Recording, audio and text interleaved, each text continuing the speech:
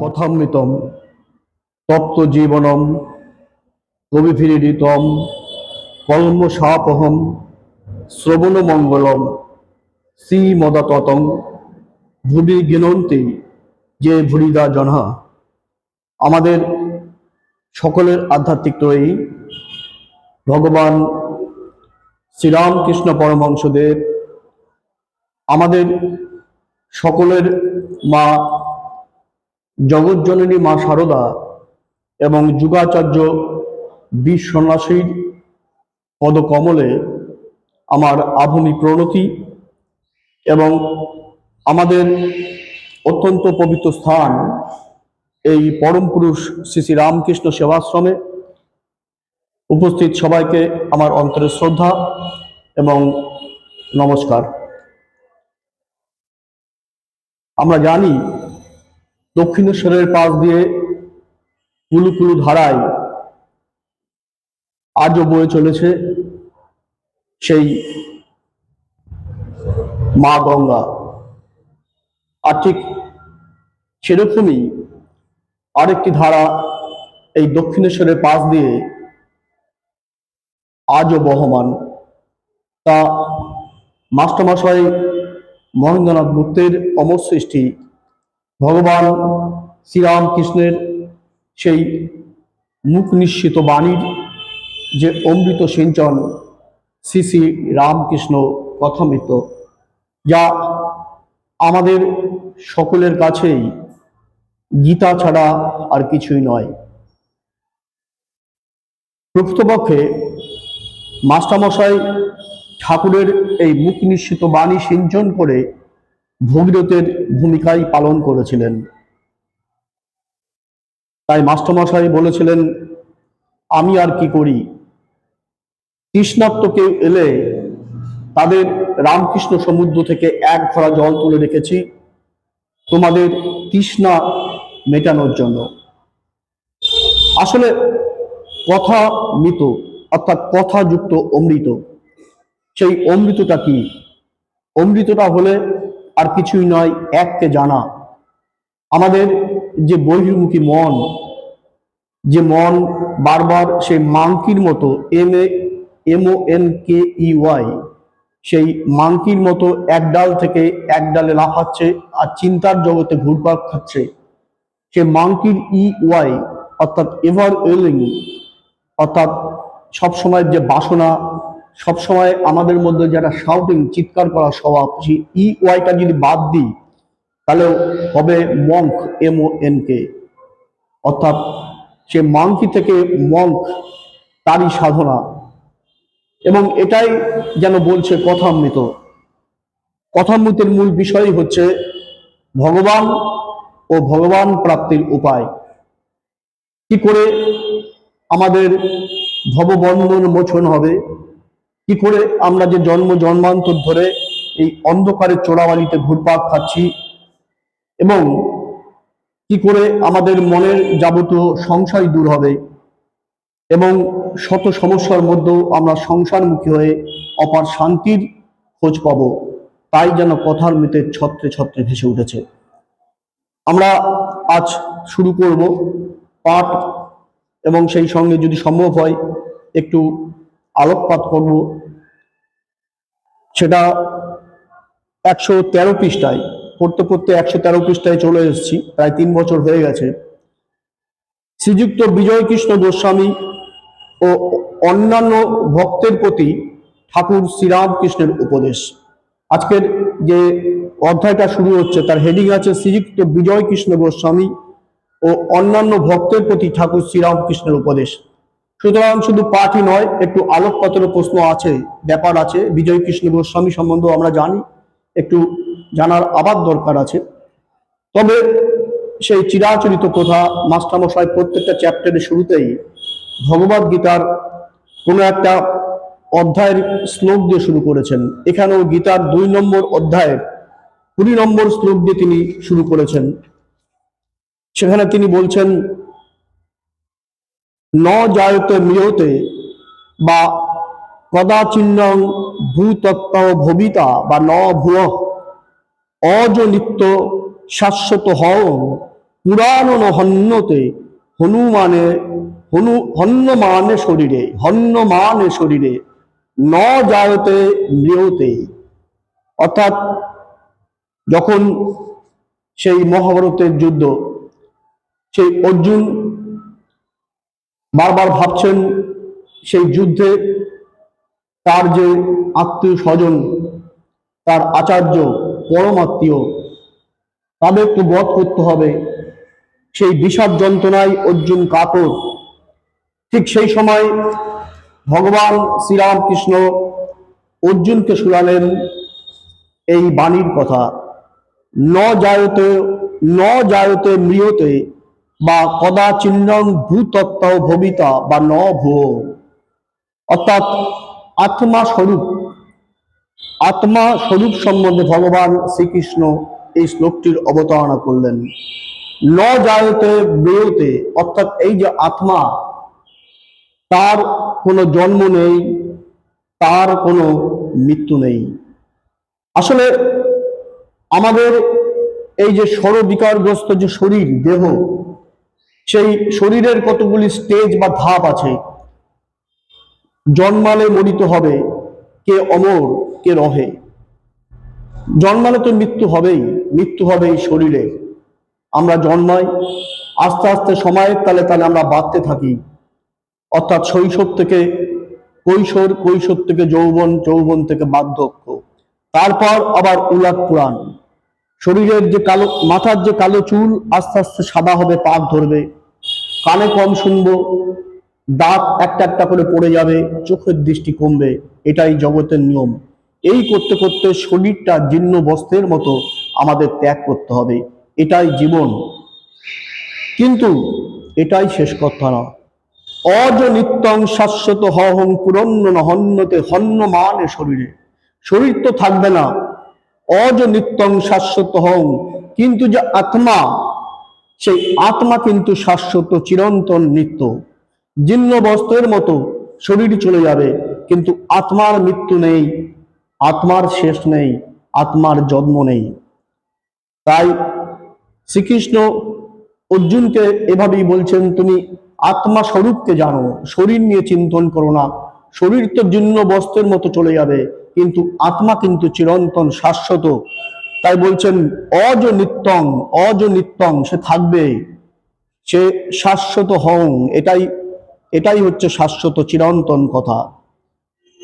তাই আত্মা সম্মুখে তোমায় জানতে হবে। আসলে শরীর ও আত্মার যে অস্তিত্ব, সেটাই কিন্তু সম্পূর্ণ আলাদা বিষয়, এবং এটাই হচ্ছে ব্রহ্মজ্ঞানের প্রথম লক্ষণ। আমি এখনো কিছু পড়া শুরু করিনি, একটুখানি বলি। আমাদের রামকৃষ্ণ মঠ মিশনের যে মহাপুরুষরা, ব্রহ্মজ্ঞ সন্ন্যাসীরা, তাদের যদি জীবনের দিকে আলোকপাত করি, যেন এই কথা প্রতি ছত্রে ছত্রে বাস্তবায়িত হয়েছে। সেই মহাপুরুষ মহারাজ স্বামী শিবানন্দ মহারাজ, তিনি হাঁপানির জন্য চরম কষ্ট পাচ্ছেন। তার সেবকরা খবর দিল ডাক্তার নীলরতন সরকারকে। ডাক্তার সরকার আসলেন, শিবানন্দ মহারাজকে দেখলেন, বললেন আপনি কেমন আছেন? মহারাজ বললেন আমি তো ভালো আছি। বলে কোথায়? ওরা যে বললেন আপনি সারা রাত হাঁপানির কষ্টে ঘুমাতে পারেননি। বলে ও তো শরীরের কষ্ট। কিন্তু আসলে শরীরের কষ্ট, আসলে প্রভুর কাছে শরণাগতি করেছি, সুতরাং আত্মার তো কষ্ট নেই। তাই বলছে শরীর ত্যাগ হবে, কিন্তু আত্মা কিন্তু অবিনশ্বর, তার শেষ নেই। ঠিক যেন ছত্রে ছত্রে এটাই ভেসে উঠেছে। ঠিক স্বামী সূর্যি মহারাজ, স্বামী নির্বাণানন্দজি মহারাজ, অর্থাৎ রাখাল মহারাজের স্বামী ব্রহ্মানন্দের যিনি সেবক ছিলেন, তারও একই কথা, শরীর খুব খারাপ। এবার আত্মস্থনন্দজি এসছেন তাকে দেখতে, বলছেন কেমন আছেন? বলে আমি ভালো আছি। বলে ভালো আছেন, ওরা যে বলছেন আপনার শরীর খারাপ, বলো ওটা তো শরীরের খারাপ, আমি তো ভালো আছি। ঠাকুরের শরণাগত হয়। Never to surrender to man, always surrender two god. এটাই হচ্ছে তাদের কথা। অর্থাৎ ব্রহ্মজ্ঞ সন্ন্যাসীর কথা, আলাদা অস্তিত্ব আত্মা এবং শরীর। একটুখানি আলোকপাত করলাম, অনেক সময় চলে যাচ্ছে, এবার ঢুকছে আসল জায়গায়। আসল তো সবই, একটু মাস্টারমশাই কি লিখেছেন সেটা একটু বলি, আসলে অনেক সময় লাগে ঠিক করে বলতে। দক্ষিণেশ্বর কালীবাড়িতে শ্রীযুক্ত বিজয় কৃষ্ণ গোস্বামী ভগবান শ্রীরামকৃষ্ণকে দর্শন করতে আসিয়াছেন, সঙ্গে 3-4টি ব্রাহ্মভক্ত। 29শে অগ্রহায়ণ শুক্লা চতুর্থী তিথি বৃহস্পতিবার, ইংরাজি 14ই ডিসেম্বর 1882 খ্রিস্টাব্দ। কত বছর আগের কথা, 153 বছর আগের কথা, কিন্তু 43 বছর, কিন্তু ভাবা যায় না, মনে হচ্ছে নিত্যর কথা, আজকের কথা। পরমহংসদেবের পরম ভক্ত শ্রীযুক্ত বলরামের সহিত ইহারা নৌকা করিয়া কলিকাতা হইতে আসিয়াছেন। শ্রীরামকৃষ্ণ মধ্যাহ্নকালে সবেমাত্র একটু বিশ্রাম করিতেছেন।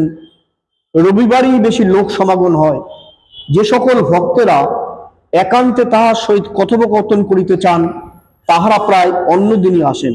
অর্থাৎ অনেক ভক্ত এসছেন, মূলত সংসারী ভক্তরা এসছেন। আর রোববার দিনকেই আরো কিছু হয়, রোববার দিনটা ঠাকুর স্পেশালি রেখেছিলেন হচ্ছে ত্যাগী ভক্তদের জন্য, আর সংসারীদের জন্য অন্যদিন। পরমহংসদেব তক্তপোষের উপর উপবিষ্ট। বিজয়, বলরাম মাস্টার ও অন্যান্য ভক্তেরা পশ্চিমাস্য হইয়া তাহার দিকে মুখ করিয়া কেউ মাদুরের উপর, কেউ শুধু মেঝের উপর বসে আছেন। ঘরের পশ্চিম দিকে দ্বার মধ্য দিয়া ভাগীরথী দেখা যাইতেছিল। শীতকালের স্থিরা স্বচ্ছ সলিলা ভাগীরথী। দ্বারের পরেই পশ্চিমের অর্ধমণ্ডলাকার বারান্দা, তৎপরেই পুষ্পোদ্যান, তারপর পোস্তা। পোস্তার পশ্চিমা গায়ে পূর্ণ সলিলা কলুষহারিণী গঙ্গা যেন ঈশ্বর মন্দিরের পাদমূল আনন্দে ধৌত করিতে করিতে যাইতেছেন। কি অপূর্ব ভাষা!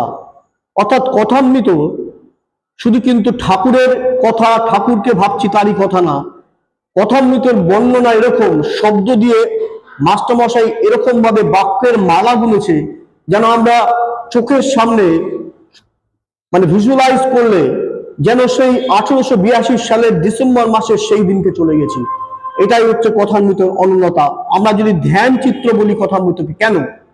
ঠিক যদি ভাবি যে ঠাকুরের ঘর, ঠাকুর বসে আছেন, মাদুর পাতা আছে, সে মাদুরে বলরাম, বিজয় কৃষ্ণ যে ভক্তরা আছেন তারা গঙ্গার দিকে পশ্চিম দিকে মুখ করে বসে আছেন, ঠিক ভাবা যায়।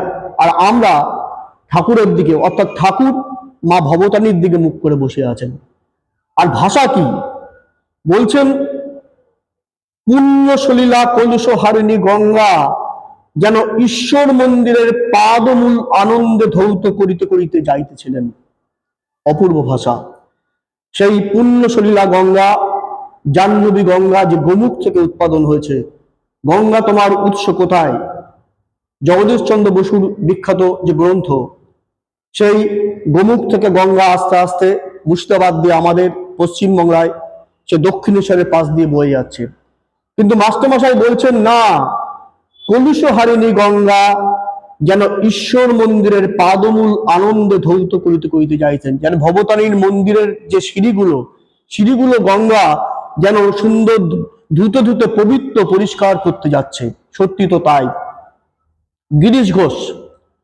গিরিশচন্দ্র ঘোষ, তাকে ঠাকুর যখন বলতেন যে চলো তুমি গঙ্গায় স্নান করবে, গিরিশচন্দ্র ঘোষ প্রথম দিকে গঙ্গায় স্নান করতে চেতেন না, পরে করেছিলেন। আর ঠাকুর যখন লোকান্তরিত হয়, রামকৃষ্ণ লোকে চলে যান, তারপরে গিরিশ ঘোষ যখন ওই বাগবাজারের ঘাট দিয়ে গঙ্গায় স্নান করতে যেতেন, তখন পাড়ার ছোকরা বলতো, ওই দেখো অধার্মিক গিরিশ আজ ধার্মিক হয়েছে, গঙ্গায় গিয়ে স্নান করে সে পবিত্র হচ্ছে।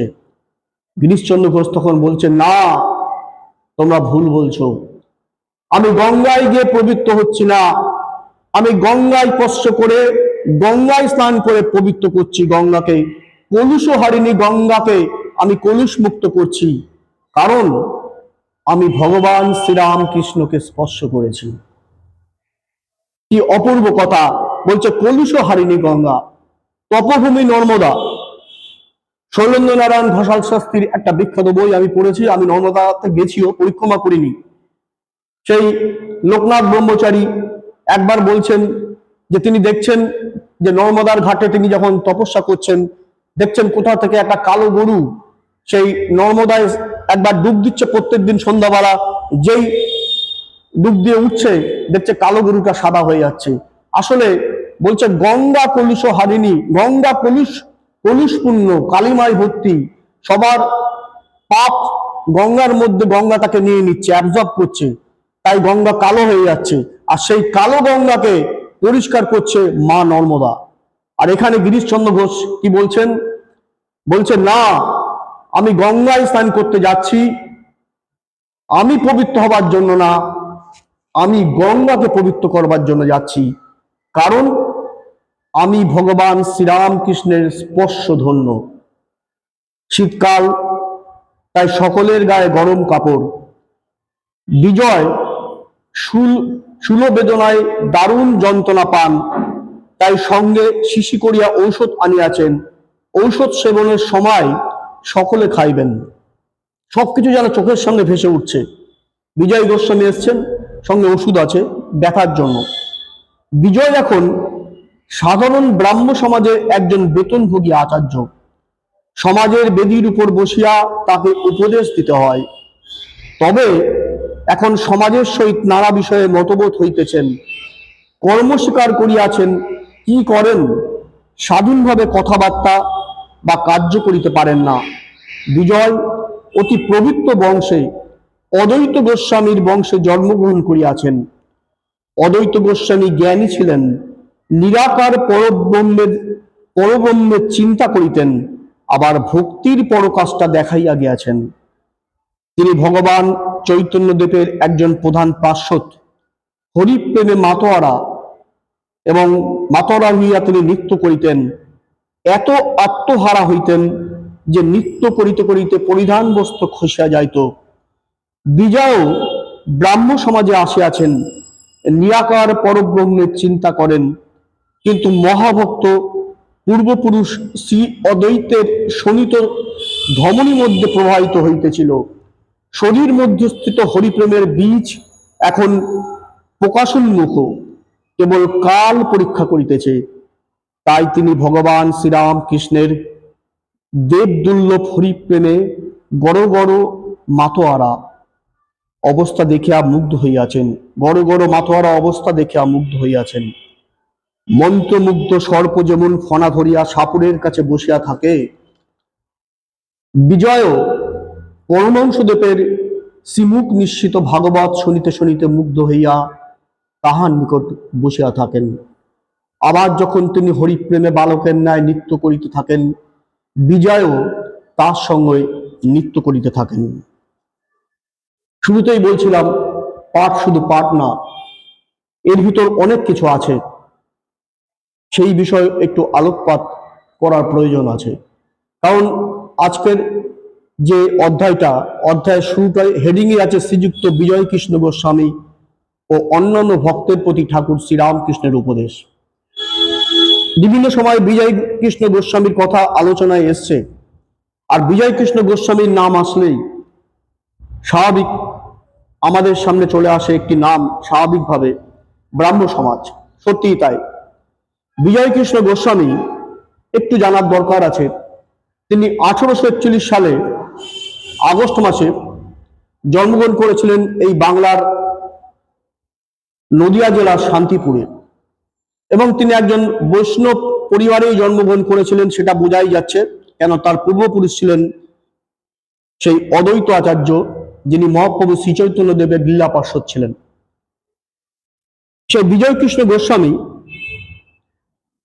পরবর্তী সময়ে মহর্ষি দেবেন্দ্রনাথ ঠাকুরের আনুকূল্যে তার উৎসাহে ব্রাহ্ম সমাজের প্রতি আকৃষ্ট হন, এবং তিনি ব্রাহ্ম সমাজের একজন গুরুত্বপূর্ণ প্রচারক হিসাবে নিজের পরিচিতি দেন, চিহ্নিত হন তার কার্যের মধ্যে দিয়ে।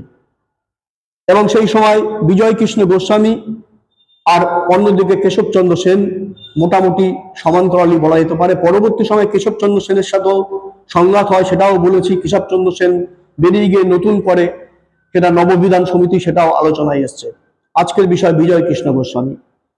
তাই বিজয় কৃষ্ণ গোস্বামী এবং অনেক জায়গায় তিনি ব্রাহ্ম মন্দির করেছিলেন, মূলত শান্তিপুরে, গয়া, ময়মনসিংহ এইসব জায়গায় ব্রাহ্ম মন্দির করেছিলেন, উপাসনা মন্দির করেছিলেন।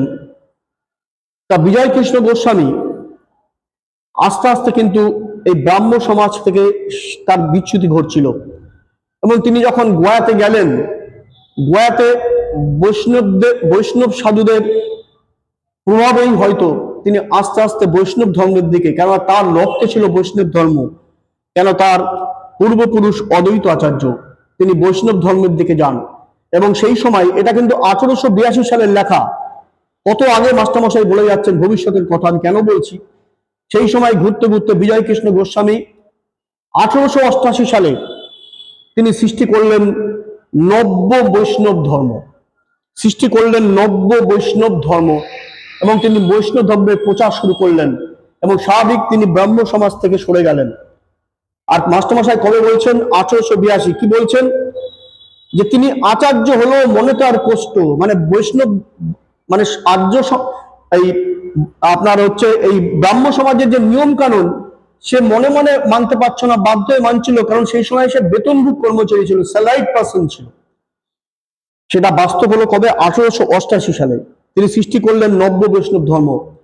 এবং সেই সময় তার যারা শিষ্য ছিল, আমরা সবাই জানি, সেই বিপিন চন্দ্র পাল, তারপরে হচ্ছে অশ্বিনী কুমার দত্ত, সতীশচন্দ্র মুখোপাধ্যায়, এরা তার শিষ্যত্ব গ্রহণ করলেন। এবং এই বিজয় কৃষ্ণ গোস্বামী পুরীতে, এবং তিনি যখন সন্ন্যাস গ্রহণ করলেন, তার নাম হলো অচ্যুতানন্দ সরস্বতী। বিজয় কৃষ্ণ গোস্বামীর পরবর্তী সময়ে নাম হলো অচ্যুতানন্দ সরস্বতী। এবং এই বিজয় কৃষ্ণ গোস্বামী পুরীতে মারা গেছিলেন, তার যখন 57 বছর বয়স হয়েছিল। এই হচ্ছে বিজয় কৃষ্ণ গোস্বামীর ব্যাপার। তা আজকে মাস্টারমশাই যেটা বলছেন, ঠাকুরের কাছে এসছে, ঠাকুরের কাছে সে যেন মন্ত্রমুক্ত সাপের মতো, সে ছিল ব্রাহ্ম, কিন্তু আমরা তো দেখেছি সব ব্রাহ্ম সমাজের সবাই ঠাকুরের কাছে পড়ে রয়েছে। হিন্দু, যদিও ঠাকুর হিন্দু হলো, তার বিষয় হচ্ছে সর্বধর্মের সমন্বয় ধারক এবং বাহক। এই হচ্ছে বিজয় কৃষ্ণ গোস্বামীর সম্বন্ধে একটু আলোকপাত করলাম, যত সংক্ষেপে করা যায়। তাও দেখতে পাচ্ছি 22 মিনিট হয়ে গেছে। বিষ্ণুর এরোদয়ে বাড়ি, তিনি গলায় খুঁট দিয়া শরীর ত্যাগ করিয়াছেন, আজ প্রথমে তাহার কথা হইতেছিল। অর্থাৎ এরোদয়ে একজন মানুষ ছিল, তার নাম বিষ্ণু, সে গলায় খুঁট দিয়ে সুইসাইড করেছে, আজ তার সম্বন্ধে আলোচনা করছে। শ্রীরামকৃষ্ণ বিজয় মাস্টার ও ভক্তদের প্রতি, দেখো এই ছেলেটি শরীর ত্যাগ করেছে শুনলুম, মনটা খারাপ হয়ে রয়েছে, এখানে আসতো, স্কুলে পড়তো, কিন্তু বলতো সংসার ভালো লাগে না। পশ্চিমে গিয়ে কোনো আত্মীয়ের কাছে কিছুদিন ছিল, সেখানে নির্জনে মাঠে বনে পাহাড়ে সর্বদা বসে ধ্যান করত, বলেছিল যে কত কি ঈশ্বরীয় রূপ দর্শন করি। অর্থাৎ সে ঠাকুরের কাছে আসতেন, এবং সে একটু উচ্চ মার্গের ছিলেন, সবসময় ধ্যান মার্গে সে অনেক কিছুই দেখতে পেত, কিন্তু তার শরীর আর থাকলো না। তাই আজকে একটু ঠাকুরের আলোচনায় এসছে, মন খারাপ। এবার ঠাকুর বলছেন বোধহয় শেষ জন্ম, পূর্বজন্মে অনেক কাজ করা ছিল, একটু বাকি ছিল, সেইটুকুই বুঝি এবার হয়ে গেল। একটু আসছি প্রসঙ্গ একটু পরে। পূর্বজন্মের সংস্কার মানতে হয়, এটা খুব গুরুত্বপূর্ণ। পূর্বজন্মের সংস্কার মানতে হয়। শুনেছি একজন সব সাধন করছিল, গভীর বনে ভগবতীর আরাধনা করছিল, কিন্তু সে অনেক বিভীষিকা দেখতে লাগলো, শেষে তাকে বাঘে নিয়ে গেল। আর একজন বাঘের ভয়ে নিকটে একটা গাছের উপরে উঠেছিল। সব আর অন্যান্য পূজার উপকরণ তৈয়ার দেখে সে নেমে এসে আচমন করে সবের উপর বসে গেল। একটু জপ করতে করতে মা সাক্ষাৎকার হলেন ও বললেন, আমি তোমার উপর প্রসন্ন হয়েছি, তুমি বর নাও। মার পাদপদ্মে প্রণত বললেন, আমি তোমার হয়ে বললেন, মা একটা কথা জিজ্ঞাসা করি, তোমার কাণ্ড দেখে অবাক হয়েছি। সে ব্যক্তি এত খেটে, এত আয়োজন করে এতদিন ধরে তোমার সাধনা করছিল, তাকে তোমার দয়া হলো না, আর আমি কিছু জানি না, শুনি না, ভজনহীন, সাধনহীন, জ্ঞানহীন, ভক্তিহীন, আমার উপর এত কৃপা হলো।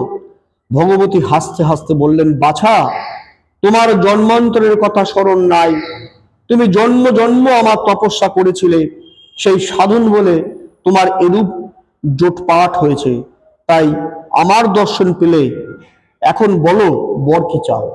অর্থাৎ ঠাকুর জন্মান্তরের কথা বলছেন।